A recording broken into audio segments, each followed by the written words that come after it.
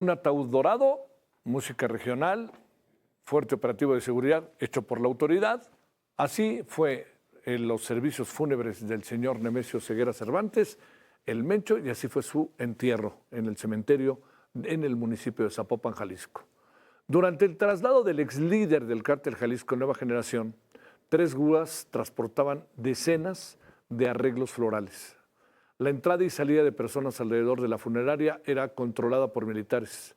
Incluso un vehículo oficial permaneció ahí hasta el traslado al cementerio. Durante el funeral del Mencho, un fotógrafo italiano, joven, estudiante, que parece que incluso está aprendiendo español, ahí lo tiene en la pantalla, fue agredido a golpes por varios sujetos dentro del cementerio Recinto de la Paz en Zapopan, Jalisco.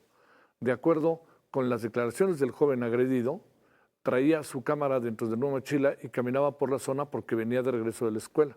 El joven asegura que nunca intentó ingresar al funeral privado, pero por lo pronto esto fue lo que pasó. Dicen que ya le devolvieron incluso el equipo, pero sí que lo golpearon, ¿eh? Bueno, mientras en Aguililla, Michoacán, cuna de El Mencho, decenas de personas realizaron el viernes una caravana por La Paz, encabezadas por el obispo de Apatzingán, Cristóbal Asensio García, que también iba acompañado por sacerdotes de esta diócesis del lugar conocido como Tierra Caliente. En todo momento, agentes de la Guardia Nacional y del Ejército estuvieron brindando seguridad al contingente.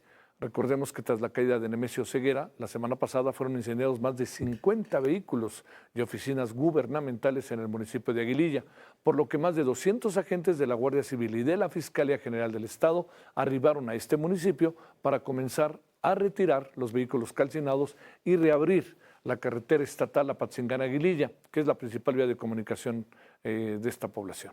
Bueno, hablemos del tema. Con gusto saludamos y recibimos a Alberto Guerrero Baena, titular de la Escuela de Seguridad Pública y Política Criminal del Instituto Latinoamericano de Estudios Estratégicos. Alberto, gracias por tu tiempo. ¿Cómo te va? Muy buenas noches. ¿Qué tal, Javier? Muy buenas noches. Un gusto enorme estar contigo y con todo el auditorio. Pues sin duda consternado con todo lo que ha sucedido esta semana. Qué bárbaro, ¿no? Y no para, ¿no? Oye, a ver, déjame plantearte, Alberto, ¿qué piensas de la forma en que se llevó a cabo los servicios funerarios del Mencho a la vista de todos, incluso cuidados por la propia autoridad, entrando y saliendo gente que no sabemos ni quién era? O sea, no sé, a mí me sorprendió un poco. Yo creo que es la primera vez que tenemos una cuestión de esta naturaleza con un gran capo que muere, ¿no?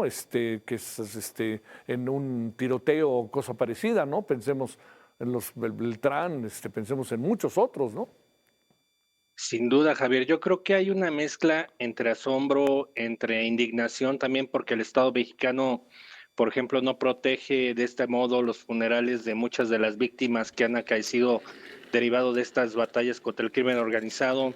Por el otro lado, pues es impresionante ver el tema desde un punto de vista sociológico, cultural, porque se está gestando quizás el nuevo líder, quizás el nuevo santo popular, por decirlo de esta manera, porque al final creo que en ese sentido se están empezando a gestar estas nuevas manifestaciones contraculturales que sin duda lo están elevando a una leyenda. Se acaba el líder, el carismático, el líder simbólico, por decirlo de esta manera, y empieza la leyenda. Entonces, estas pompas fúnebres, y de hecho mañana escribí algo que mañana saldrá a la luz precisamente sobre ese tema, y sobre todo lo comparaba con muchos procesos como las prohibiciones que en algún momento se hicieron en Italia para que no hubiese funerales de este tipo para grandes líderes del crimen organizado.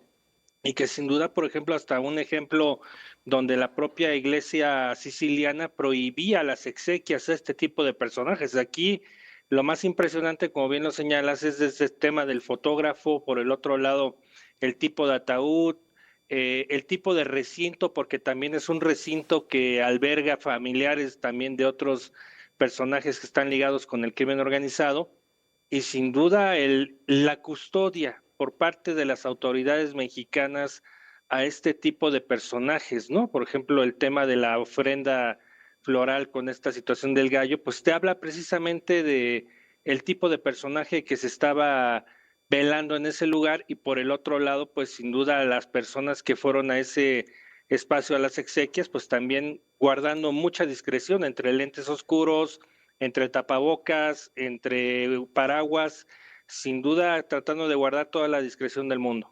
Híjole, oye, pero yo veo como un hecho un cuanto tanto inédito, ¿no, Alberto? Y yo no sé por qué la autoridad actuó de esta manera, ¿no? Porque aquí es la autoridad federal.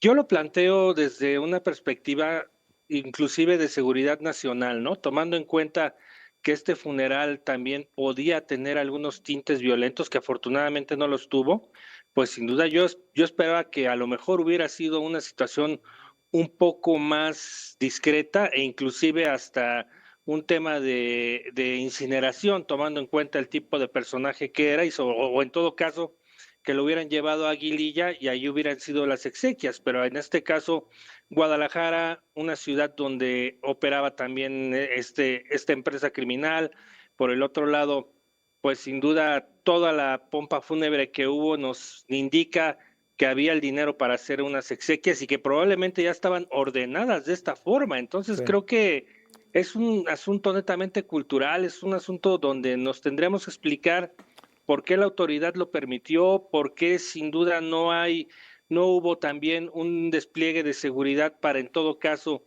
ver qué tipo de personajes iban a este espacio, el tipo de recinto al cual se llevó, que sin duda se va a convertir en algo como lo que en su momento Pablo Escobar en Colombia, y que sin duda puede pasar a forjar parte de esta nueva estela de narcocultura que tanto nos hemos quejado en la actualidad.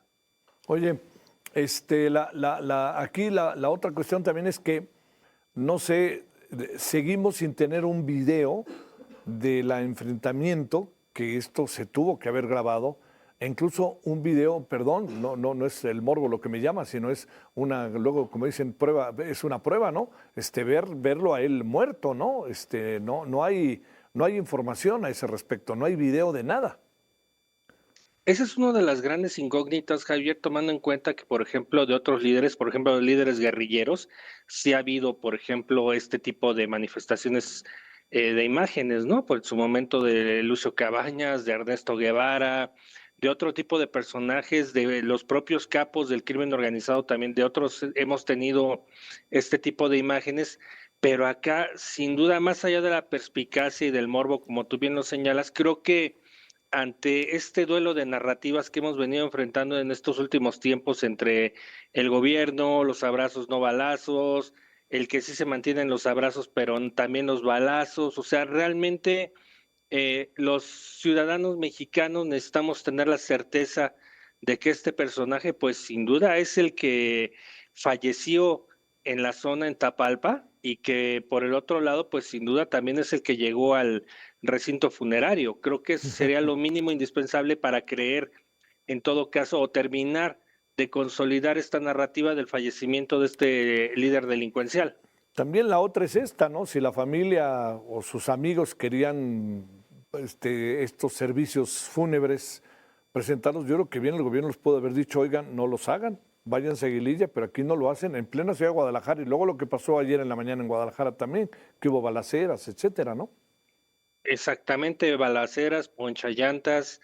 Yo creo que, como te lo comentaba, es un tema que rayaba en asuntos de seguridad nacional que sin duda tendría que haber sido suspendido sí o sí, o en todo caso ser llevado a lo más íntimo y privado de la esfera de lo familiar, y no necesariamente tener esta perspectiva de que los propios militares, tanto Ejército, Guardia Nacional, escoltaran el camión como si fuera un héroe, y eso es lo que a mí me extraña, que sin duda, por ejemplo, yo hubiera esperado que estas mismas exequias y esta misma situación hubieran tenido los 26 militares que fallecieron en la refriega y en Tapalpa, y no precisamente lo que sucedió el día de hoy en Guadalajara, donde sin duda sí causa entre asombro, entre indignación, entre admiración también, porque como lo señalas, el tipo de exequias, las manifestaciones de pompa y de ostentosidad que hubo, independientemente de que la funeraria no era una funeraria de lujo, pero sí el tipo de personajes que llegaron, el tipo de regalos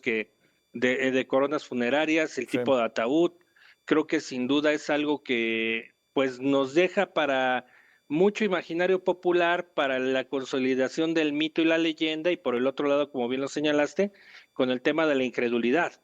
Sí. Te mando un gran saludo, Alberto. Muchas gracias por tu tiempo. Un gusto enorme, Javier. Muy buenas noches. Hasta luego. Buenas noches.